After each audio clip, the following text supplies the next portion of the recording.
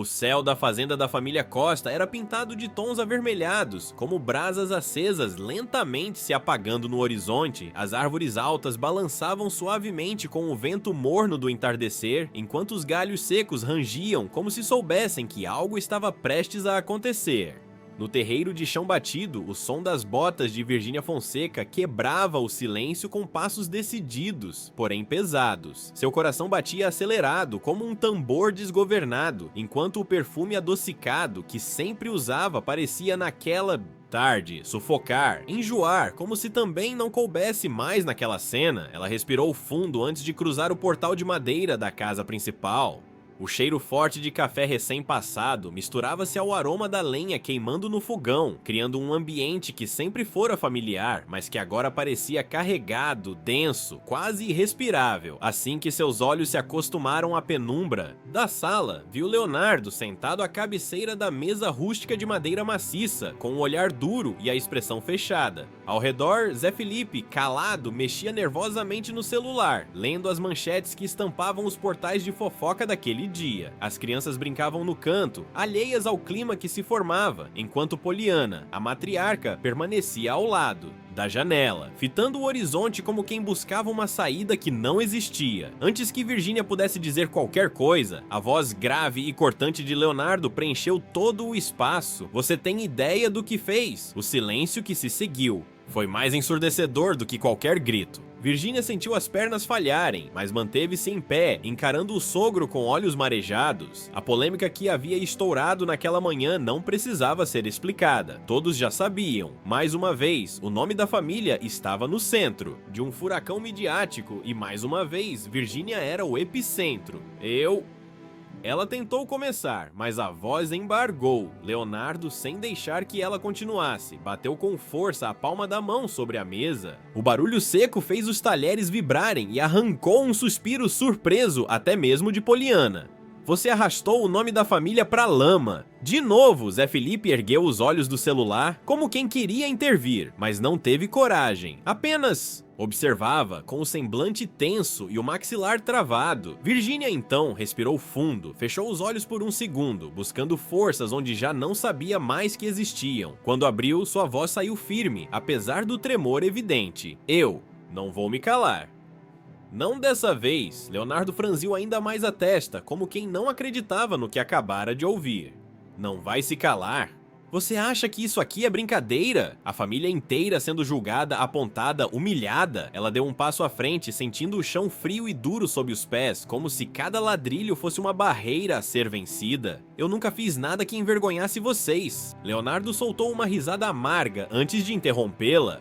Mas se expôs demais. Você não tem noção do tamanho que isso tomou. As crianças, os amigos, a imprensa. Todo mundo quer um pedaço dessa história nojenta. O peito de Virgínia arfava. Ela sentia o calor subir pelo rosto, as mãos geladas contrastando com o sangue que fervia nas veias. A cada palavra do sogro, uma nova ferida parecia se abrir, mas ela sabia que precisava resistir, precisava falar. Talvez pela primeira vez. Com toda a sua verdade, o ambiente estava carregado e até os passarinhos que normalmente piavam animados no quintal haviam se calado, como se a natureza também compreendesse a gravidade daquele momento. De repente, Zé Felipe se levantou. Foi até a esposa e tocou suavemente seu ombro, como quem queria protegê-la, mas também como quem dizia: cuidado! Virgínia então ergueu o queixo e deixou que as lágrimas, que até ali havia conseguido conter, finalmente escorressem pelos rosto, mas não recuou.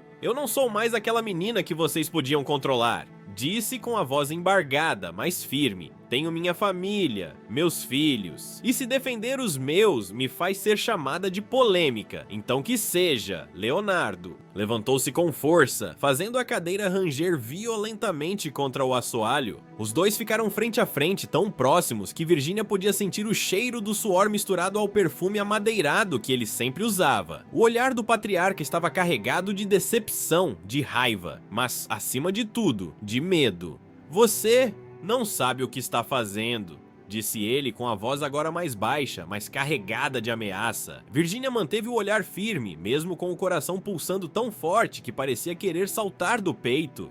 A tensão era tão densa que parecia possível cortá-la com uma faca cega. Naquele momento, a fazenda, que sempre fora um refúgio, havia se transformado num campo de batalha silencioso, onde cada palavra era uma arma e cada olhar um disparo, e, pela primeira vez, Virginia não estava disposta a abaixar a cabeça.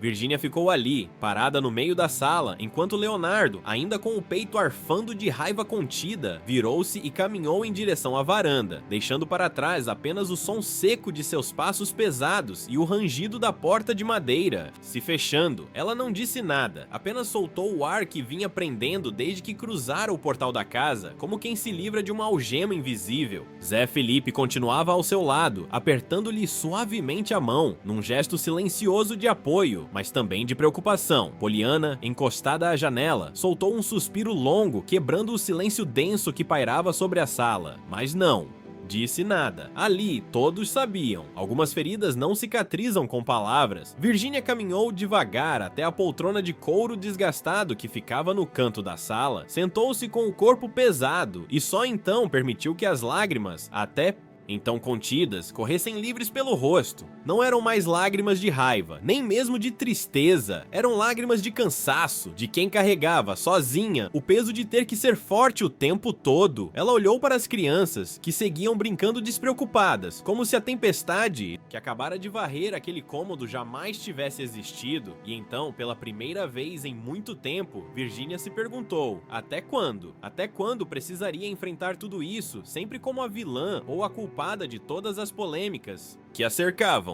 Enquanto o cheiro de café frio se espalhava lentamente pelo ambiente, ela ergueu o olhar e viu sobre a estante uma antiga fotografia da família: Leonardo, Poliana, Zé Felipe ainda criança. E agora ela fazia parte daquele quadro também. Mas a que preço? O sol já havia desaparecido por completo, deixando apenas um fio de luz azulada que entrava pelas frestas da janela.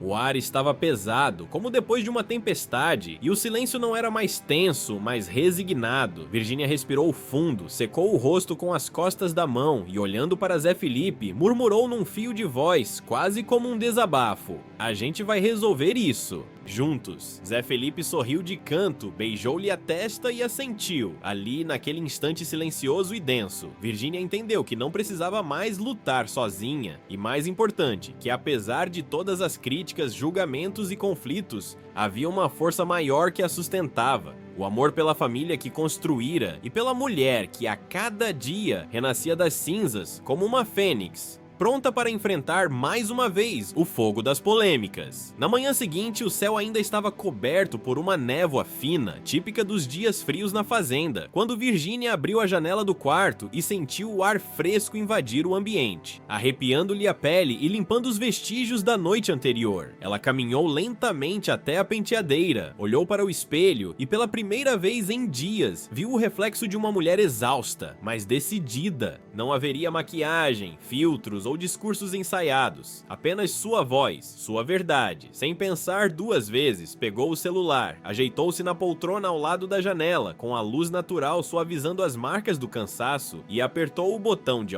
gravar. Sua voz saiu baixa, mas firme, como quem sabe exatamente o peso e a importância de cada palavra. Não sou perfeita, nunca fui, mas sempre lutei e sempre lutarei pela minha família, pelos meus filhos e pelos meus valores. Fez uma breve pausa, respirou fundo, enquanto as lágrimas ameaçavam voltar, mas ela as conteve. Desta vez, não queria que a emoção desviasse o foco do que precisava ser dito. Sei que muita gente me julga, que muita gente me ataca, mas eu não posso e não vou mais permitir que isso me paralise. Encerrando a gravação, ela soltou um suspiro aliviado, como quem finalmente tira um peso das costas. Poucos minutos depois, com as mãos ainda trêmulas, apertou o botão de publicar. O vídeo foi ao ar.